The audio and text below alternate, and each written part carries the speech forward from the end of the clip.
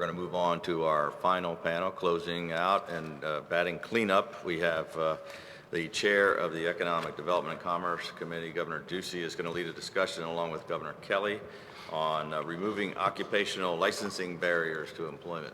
Governor Ducey. Thank you very much, Governor Hogan, and thank you, Governor Bullock. And I want to say, while you'll hear Governor Kelly and I talking about occupational licensing, I hope what you're really hearing is how to grow prosperity in your individual state, because that's what this reform really does do. In Arizona, we've worked hard to make our state a land of opportunity for all. We've been fighting for occupational licensing reform for years. In 2015, we eliminated occupational licensing requirements for citrus, fruit and vegetable packers, yoga instructors at the request of yoga instructors, and driving school instructors. In 2017, we waived licensing fees for people earning less than 200% of the federal poverty level. And we were proud that last year, Arizona led the nation in lifting people out of poverty, and we believe that that policy had a place in that good result. So several years ago, we wanted to expand this even further. Arizona began recognizing licenses that were out of state for military spouses. It worked well, so the thought was, why not extend this same freedom to everyone? Today, we're proud to say that Arizona is leading the way as the first state in the nation to grant universal recognition of occupational licenses from other states. So the idea is straightforward. We believe that you don't lose your skills just because you pack up a U-Haul and move from one state to our state. We're happy that you did. We want to welcome you. We want you to be able to get to work and earn a living. So this is about working men and women of America who are looking for their shot at the American dream, and we want to make sure that there's no obstacle in their way to pursue it. Behavioral health professionals, dental professionals, contractors, and more, over 600 Arizonans have received licenses under this new law in just a few months. Just one example is after we passed the law, and I believe before it even went into effect, I was back here in Ducey visiting. Arizonan came up to me in the airport, introduced himself, and was thrilled about the law, but didn't think that it would support the license that he had. I asked him what his license was, and he said it was he was a certified public accountant. And while we did pass it more for the trades and those types of things that you see in other states, the law does cover certified public accountants. So now he's in Arizona, wanted to move there full time. He's going to get his license and get to work. So we're proud of this progress. We think there's real opportunity on this front, and we're not going to slow down or rest on that laurel. This year, we've got a bill in the legislature that will require regulatory boards and commissions to have ordinary people. And I mean ordinary people and not industry insiders or cronies that are there to block or stifle competition, to make sure that it's those citizens that reflect the majority of the membership of these boards. The goal is to give unbiased public members more influence on these boards' decisions. There's also a bill that will stop these boards from collecting additional fees once they hit a certain threshold of cash reserves. We have some of our boards stockpiling millions of dollars in cash while still collecting fees on hardworking Arizonans, and we want that to end. And we are going to waive occupational licensing fees for our military heroes and their spouses. Just as Arizona, at this same setting over other NGA meetings, has been able to glean so many great ideas from other states over the years, even though I believe this is a competitive advantage for Arizona in terms of population growth, I'd like to see every other state apply it, because I think it will help the prosperity of our nation and allow people with skills to get to work without obstacles in their way. This is something I think you'll find broad bipartisan support for. That's what we found in Arizona. So I want to thank you and turn it over to Governor Laura Kelly from Kansas to tell us what's going on in the heartland. Governor? Well, if I could, I would just walk out of the room right now and fly back home and talk to my legislature about passing the exact same law, because I'm very concerned about losing Kansans to Arizona. Because I agree with you. I think it is a very smart thing to do, and in some ways, to me, it's actually personal, because I grew up in a military family, and it would have been impossible for my mother to have a career as we moved every 1.5 to 3 years. And so just from that vantage point, I think that this is important. And that's one of the things that we are looking at in Kansas, is ways to essentially emulate what you have done in Arizona. We've taken sort of baby steps at this point. We have entered into a nurse licensing compact with other states, so that at least folks in the nursing field can move to Kansas and continue to practice. That is particularly important on our military installations. We have also, and here we're looking more at the reentry issues, and we've worked with our licensing boards to prevent them from considering any offenses that occurred 5 years before the application goes in. And we've also had them remove phrasing like moral turpitude and good character, because that allows way too much subjectivity to occur when those license applications are being considered. Another way we're approaching this, though, is our Department of Revenue is actually taking mobile units down to our corrections facilities and working to get some of those folks their commercial driver's licenses, so that when they are released from prison, they'll be certified to do that. We have a tremendous shortage in CDLs. We got a lot of highways and a lot of distribution centers in Kansas, and that's a real high need. So we are looking at that, and then we are continuing to look just across the board. I mean, if I'm not sure. You say it's bipartisan. I'm not sure, though, that I could get something, as sweeping as your bill through the legislature. But we're going to continue to just chip away at this, because we, like every other state, really have severe workforce shortages in just about every area. I will say that, I think, Kim, it was you who talked about the welding in the prisons. We do have a number of programs now that where our inmates actually go to the workplace and are participating. A lot of it is welding, some of it's other kind of manufacturing, and we're getting those folks into apprenticeships, getting them licensed and trained. And then actually we're finding that they're staying and being employed. And we're working very hard to expand that kind of programming within our corrections system. Our new Secretary of Corrections, who we stole from Idaho, is working very closely with our community tech colleges and with our employers in the area.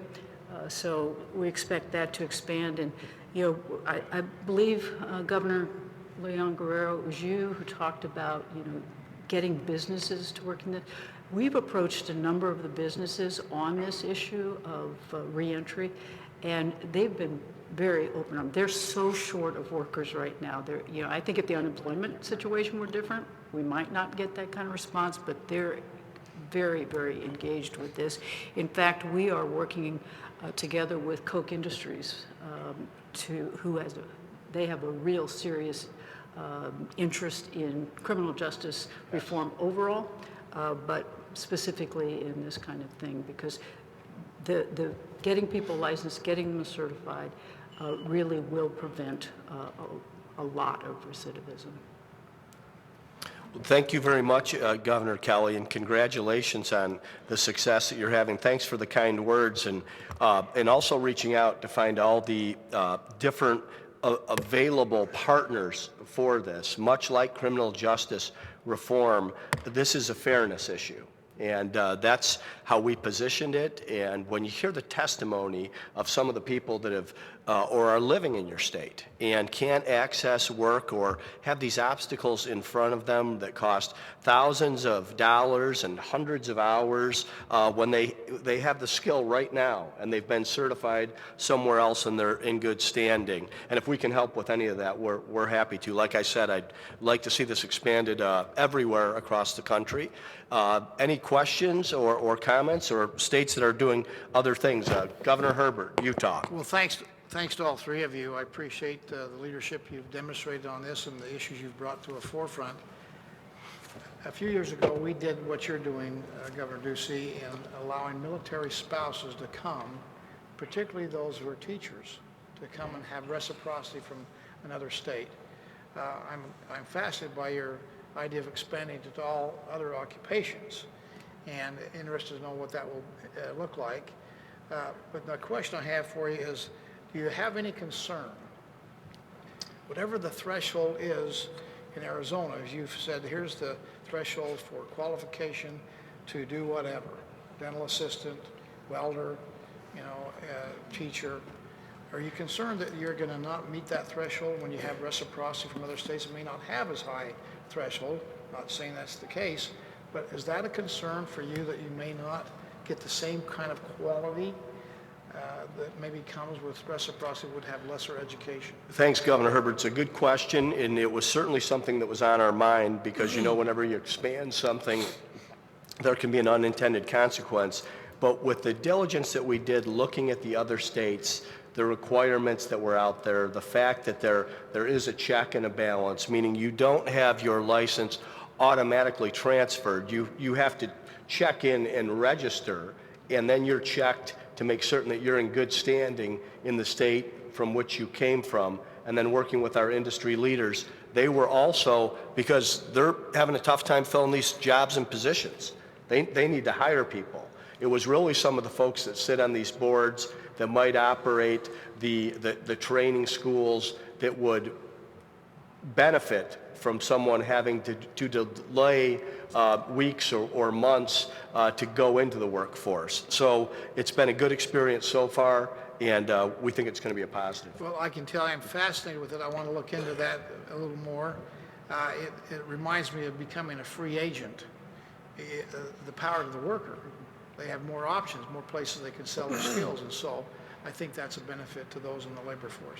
And I think in this booming economy, I hear from every governor that we all have issues finding employees, whether it's at the entry level or at the highest level. It's a way for us. We found that many of these boards and commissions were standing in front of us and blocking us as an obstacle. This is something that, like I said, we had bipartisan support on. We were able to leapfrog over that and expand our workforce. Governor Polis?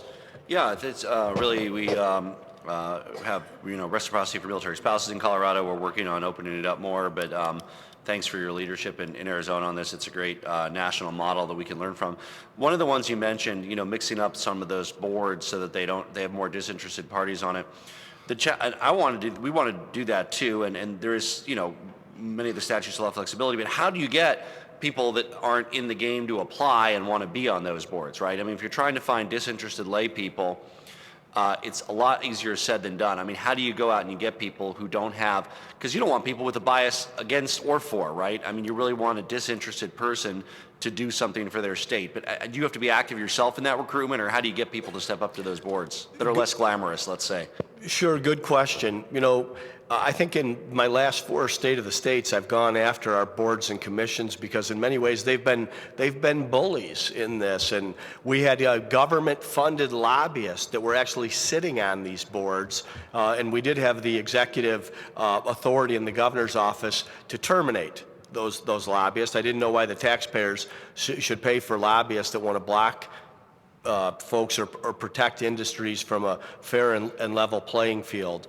So yes, we will have to be active in recruitment. I imagine you have friends that don't want to come work in the governor's office, or people you know that want to participate as a citizen in good government, and that will be just fair arbitrators on these boards to level the playing field. And I'm just talking about the amount of constituents that contact, want to get involved, but are outside of the industry, are not part of the crony people that block positive reforms and good decisions. Governor Bullock? Yeah, Governor Polis, I'd say high school friends even. Meaning like for some of these boards, because we all have citizen representatives, like I'm just leaning on people, please. And then by and large, once they do it, they're quite engaged. And I don't know if any of you have had real successes. I tried the last legislative session. There's a lot of these boards that at the end of the day, I don't know that we should be regulating them. And so I had this thought, we're going to get rid of a whole bunch of boards. And I think by the end of it, I got rid of 4 boards. And it is a challenge legislatively as well, because there's always vested interest of saying, no, we have to be continuing to regulate these, even if the level of regulation is probably of limited utility. Yeah, our posture on this has been, we want to make sure that we're measuring twice, cutting once. What's the purpose? What's the reason? How does it protect health or safety? We have been able to eliminate a number of boards, but we want to see this reform, and we think the best way to do it is to have unbiased citizens that sit and participate. Any other questions, comments? I have a question. Yes, please, Governor. So is this occupational reform only for U.S. licensed occupations, not foreign licensed occupations? It would be a United States license, and I would want to check the fine print, but I believe, like any reciprocity between the territories, would be accepted, but I'd want to double check before I made that commitment. Governor, so we did a bill, this took a bill. We now count foreign work experience for cosmetology hours. So when we have an immigrant who did work experience in Mexico or China, wherever it is, that can count towards their requirement. So we're looking, it's not exactly what you said. I have no idea what those countries do for licensing, but if they have real work experience, it can count towards your hours so they can practice their trade sooner and start earning a living in Colorado. Good stuff. Thank you. If there's no more comments or questions, I want to thank Governor Kelly, and I'm going to turn it back over to Governor Hogan and point out that we're under budget and ahead of schedule. I want to thank everybody for helping get us back on schedule. Thank all the governors and all the presenters. It was a great discussion. For the governors, our next governors-only meeting, which is going to be a very important one, is 2:45, so we actually get our first break.